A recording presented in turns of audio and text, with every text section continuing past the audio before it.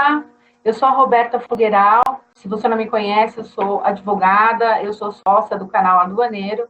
E o canal Aduaneiro possui duas marcas de cursos. Uma delas é o Consulado Jurídico e o Consulado Fiscal. E nessa plataforma, nessa marca, hoje a gente está trazendo pelo Consulado Jurídico o professor Dr. Rodrigo Marques, que é sócio do Bereunc e Agostini Sociedade de Advogados, em Curitiba, que está aqui comigo. Você está vendo ele lá no escritório dele, do outro lado do vídeo. Ele é advogado, mestrando em Direito Econômico e Desenvolvimento pela Universidade Cândido Mendes, no Rio, especialista em Direito Societário e Mercado de Capitais pela Fundação Getúlio Vargas, do Rio de Janeiro. Possui MBA em Direito Tributário também pela Fundação Getúlio Vargas, no Rio de Janeiro, especialista em Direito de Empresas pela PUC Rio. Professor de Direito Empresarial e de Contratos, membro do Instituto Brasileiro de Direito Empresarial e, como ele mesmo se autodenomina, um pesquisador e entusiasta dos temas relacionados a startups, que também é objeto de uma aula super bacana que ele tem aqui na nossa plataforma.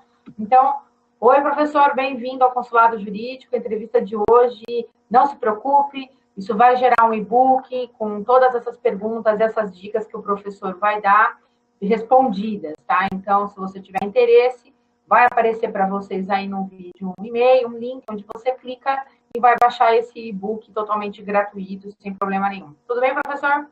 Tudo bem, Roberto. Obrigado pela apresentação generosa. E vamos fazer aqui um bate-papo bacana para o pessoal esclarecer as dúvidas. Sim, sim. Sobretudo porque a gente pode ter, nesse momento, dois tipos de público assistindo a essa entrevista com você, professor. O primeiro público pode ser os acadêmicos, bancos que nós dois já sentamos e sabemos como que é a vida, que caminho eu sigo, que mercado eu vou, e acho Claro. que conversar com uma pessoa que é um entusiasta, um pesquisador de temas muito modernos, dentre os quais as startups, é para esse povo, para esse público, para os acadêmicos, uma opção bastante interessante, né, de mercado. O outro público são os colegas da gente buscando atualizações, saber de mercados novos também, mas com outro foco. Então, eu não vou falar juridiquês, porque eu me nego, né? Eu sou de uma fase, eu sou de uma geração que se nega vamos ser a falar. modernos. Vamos ser modernos, já que o tema é moderno. Essa entrevista é num formato moderno. Eu estou aqui em São Paulo, no estúdio do Consulado Jurídico. O professor está no escritório dele lá em Curitiba. Então, assim, vamos ser modernos, não vamos gastar vernáculo em entrevista, né? Isso aí a gente deixa para as petições. Então, vamos lá, professor. Vamos começar a conversar um pouco sobre contratos internacionais. Eu acho que isso é um tema que se relaciona não só com o direito, mas com o comércio exterior e com outras coisas que afetam o nosso dia a dia. Qual é a real importância dos contratos internacionais num processo de compra e venda de mercadorias? Então, vamos lá, Roberta. Aproveitando o gancho que você falou, realmente eu acho que o tema contratos internacionais, ele traz a modernidade do direito, né? A gente sai daquela coisa beabá do civil, do penal, do direito administrativo, e a gente entra na dinâmica do mercado. E nesse contexto de dinâmica do mercado, de dinâmica de negócios, de transações internacionais, também dentro de um contexto de globalização de mercados, a importância dos contratos internacionais ela é enorme, porque hoje em dia, qualquer um que analise o PIB dos países, assim como o Brasil, vai perceber a generosa fatia que é destinada ao comércio exterior. E comércio exterior é uma realidade não só longínqua, como atual e futura sempre, porque cada vez mais as barreiras somem e a gente fica fazendo negócios o tempo inteiro com o exterior. Hoje, quem é que não compra uma coisinha na China de vez em quando, através de um site ou de aplicativo? Quem é que não faz quem tem um negócio, compra alguma coisa também no exterior? E a importância dos contratos nesse contexto é trazer segurança jurídica, ou seja, respaldar aquela negociação que está sendo feita através de cláusulas definidas, de negociações bem acordadas, para que a partir dali, não só o exportador, como o importador tenham a segurança de que aquele negócio vai ser desenrolado em fases bem determinadas e com responsabilidades bem divididas. Joia. E todo mundo imagina que qualquer contrato celebrado entre dois países é um contrato internacional, né? Isso é verdade? Em forma geral, acaba sendo, porque o que é o contrato internacional? Geralmente, o contrato internacional ele é facilmente identificável quando a gente está dizendo que são dois países, sistemas diferentes jurídicos, lidando com aquele negócio. Né? Por exemplo, se eu estou aqui no Brasil fazendo um negócio com alguém nos Estados Unidos, obviamente vão ter diversos pontos de contato entre a legislação brasileira e a legislação americana. Alguns por imposição, outros por escolha das partes. Então, é uma falácia em alguns aspectos, mas no grande geral é uma verdade sim. Qualquer contrato que seja feito entre duas partes de origens diferentes, de países diferentes, submetidos a sistemas jurídicos diferentes, pode ser declarado como um contrato internacional. Joia. E quais são as principais cláusulas de um contrato internacional, professor?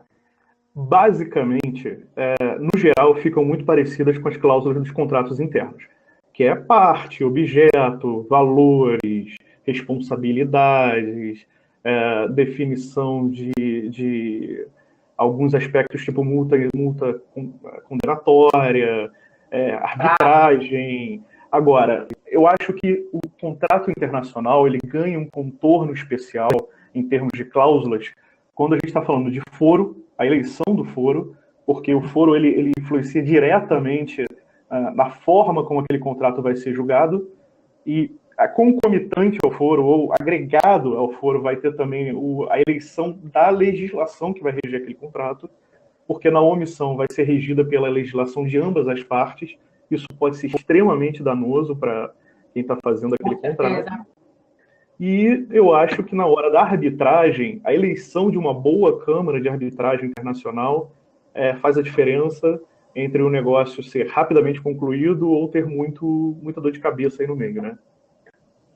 E sem dúvida nenhuma, acho que uma Câmara de Arbitragem, primeiro que além de ela garantir confidencialidade, ela garante celeridade para a discussão, né? Especialidade, principalmente, porque às vezes a gente pensa assim, o procedimento arbitral é tão caro, não vale a pena, é mais fácil levar para o judiciário, mesmo que demore por uma questão econômica.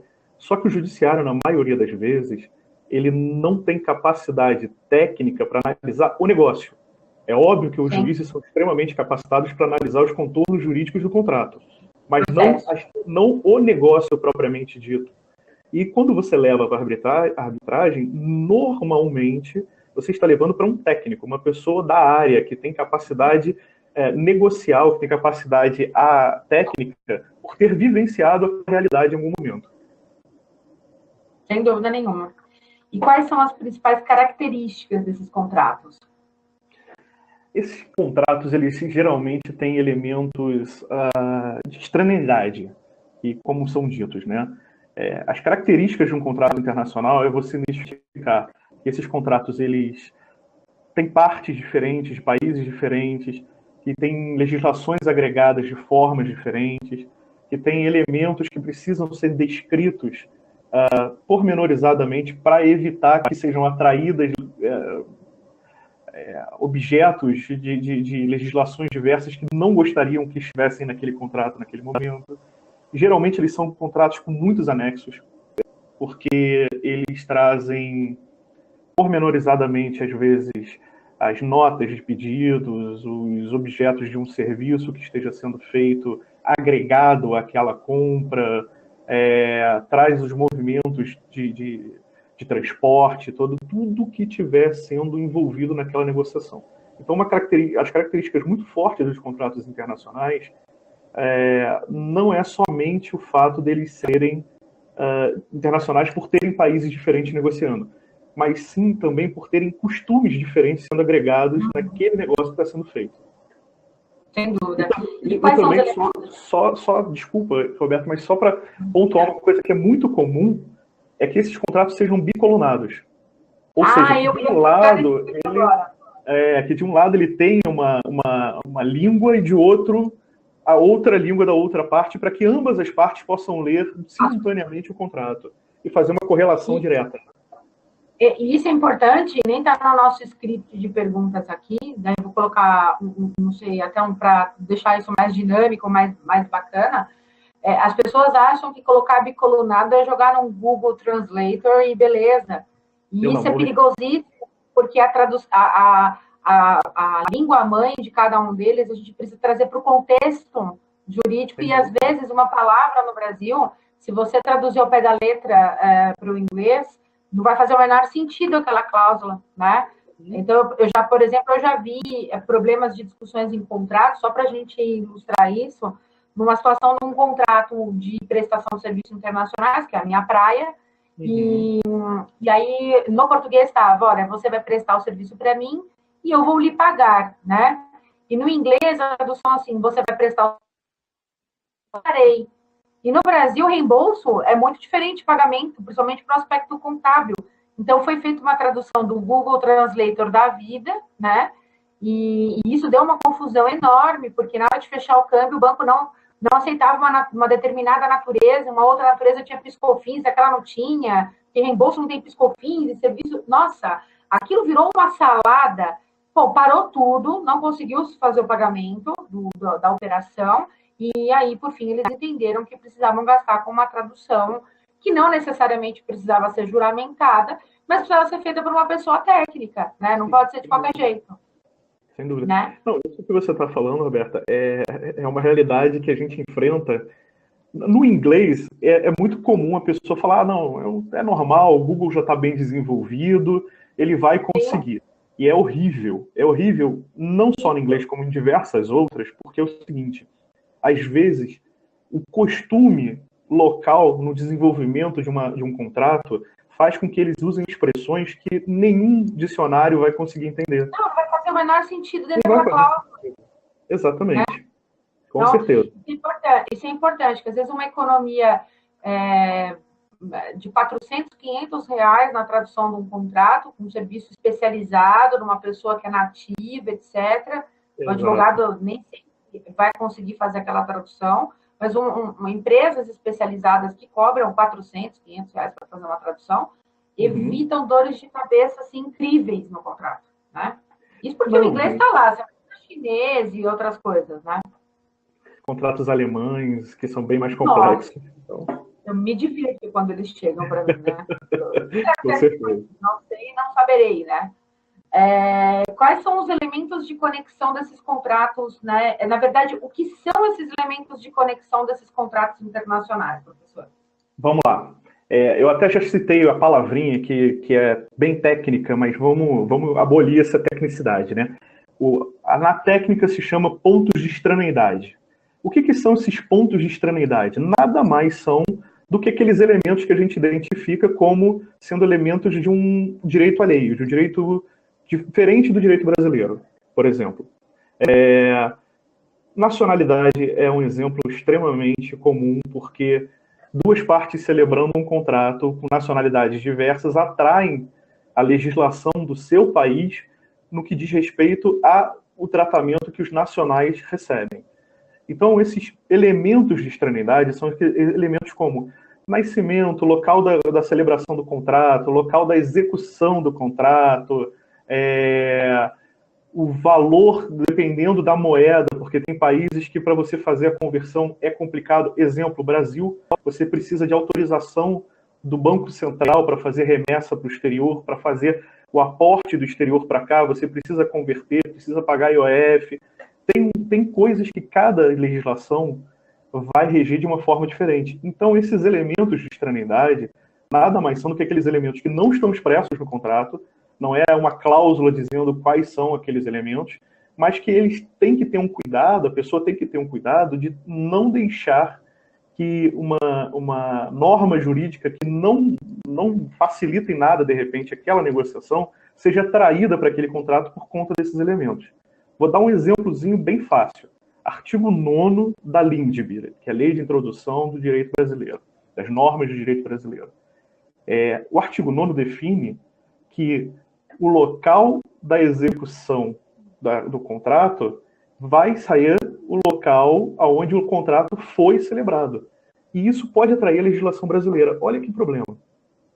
Se você não fala, não, olha, o contrato foi celebrado em Londres, mas a gente vai executar o contrato no Brasil e vão ser aplicadas as legislações britânicas e brasileiras no que não couber, não conflitarem, por exemplo, você pode acabar fazendo com que seja abrangido sem número de normas que podem viabilizar o seu negócio no futuro por causa de questões burocráticas.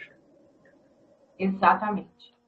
Gente, essa entrevista está ficando super bacana e para seguir um padrão que a gente tem também nas gravações, eu vou quebrar essa entrevista em 2 blocos. Então, a gente está chegando perto dos 15 minutos agora, nem parece, porque o bate-papo está excelente, ficaria uma tarde inteira conversando com o Rodrigo aqui, mas eu vou dividir isso em parte 1 e parte 2. Então, esse primeiro vídeo, a gente falou sobre as 5 perguntas, 5 dicas do professor sobre contratos internacionais, e a gente volta daqui a pouquinho no segundo bloco com as outras 5 perguntas restantes, ok? Aliás, com as outras 4 perguntas restantes.